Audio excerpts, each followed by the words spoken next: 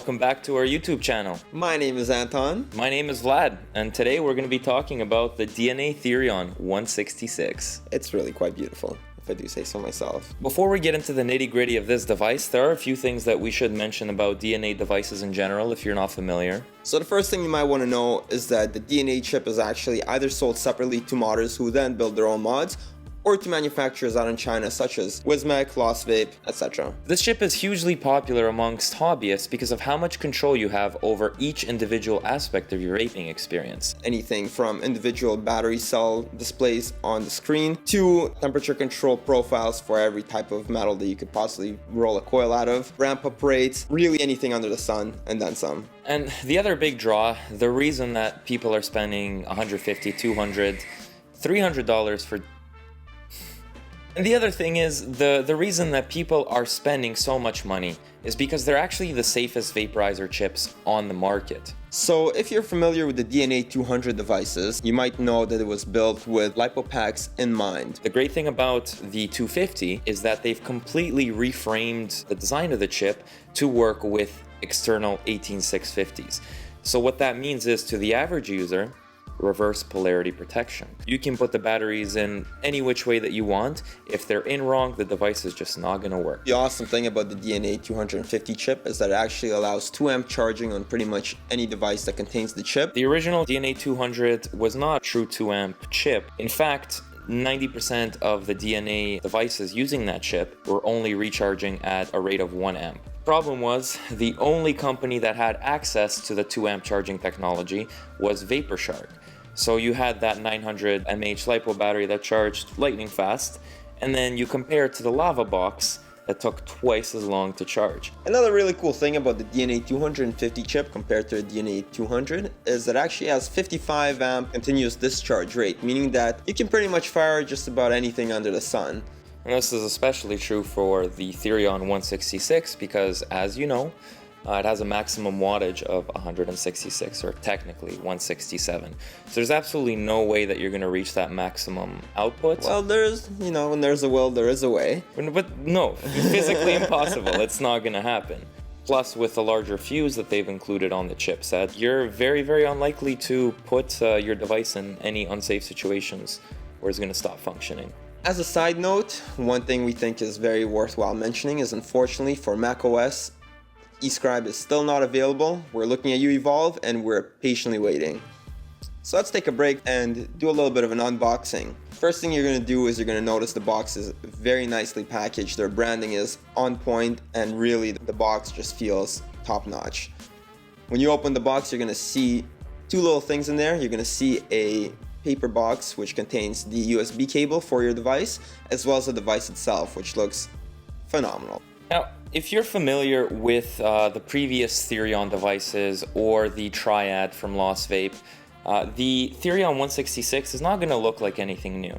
In fact, most of its elements come directly from its predecessors. The front face with the screen and the controls is the same exact one as you could see on the Therion 75, as you can see on the Triad as well. But with that being said, it is beautiful. It still looks sharp as ever. Very, very comfortable. The buttons are clicky in the right way. Everything feels good. But if you're not familiar with the Therion or with the Triad, the two most alluring elements of this entire build are the beautiful genuine leather finish on the battery cap, as well as the wood paneling on the sides. It really does feel like you're getting your money's worth. Oh, yeah. Now, let's talk a little bit about performance, because I think that's really the nitty-gritty people are curious about.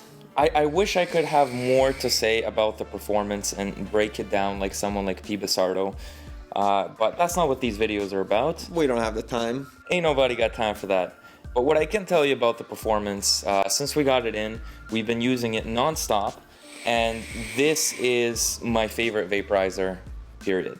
Now, do you think it's because of the aesthetics and the hand feel, or do you think it's because of the actual performance? Oh, it's absolutely everything put together. Psychologically, I know how much one of these costs, and therefore I probably assume that it's going to perform better. A little bit of a placebo effect, but I do think, at the very least on stainless steel temperature control, this is the best device that I've ever used. Really, the main thing about performance here is that this is a DNA 250 chip.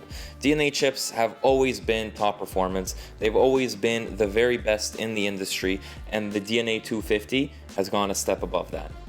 Now, if you have a device like a cuboid and you think, well, like my cuboid works perfectly well, why would I want a new device? If you're not sick of replacing your device approximately once a year when the device eventually does crap out on you, all the power to you, I'm in the same boat as you. However, if you're looking for a device that's going to last years, assuming you don't drop it in the lake. Or the toilet. Or the toilet, Yeah. Booping. Yeah. This really is the real deal. But really, even if you're not, this techie vape nerd guy, vape niche, you are still going to love this chip, and the main reason is 2 amp charging. We have customers coming in every single day complaining about battery life, about how slow the charging is, about the fact that they have to take their 18650s out of their device to charge externally. All of these issues are addressed with the 250 chip.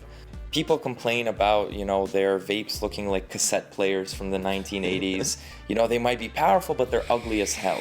People complain about 2 amp charging. People complain about imbalanced charging. People complain. This device is probably the one that people are going to have the least complaints about. And the price. People are going to complain about the price. Always. So it seems like Anton and I both really like this device. If you guys want a super detailed overview, I'm sure Pibisardo is going to do something of the sort very soon. If he hasn't yet. If he hasn't already. But with all of that being said, we love this device. We say that a lot, and it really goes to show that most of the devices that we bring in are devices that we would want to use, the devices that we are comfortable selling to people.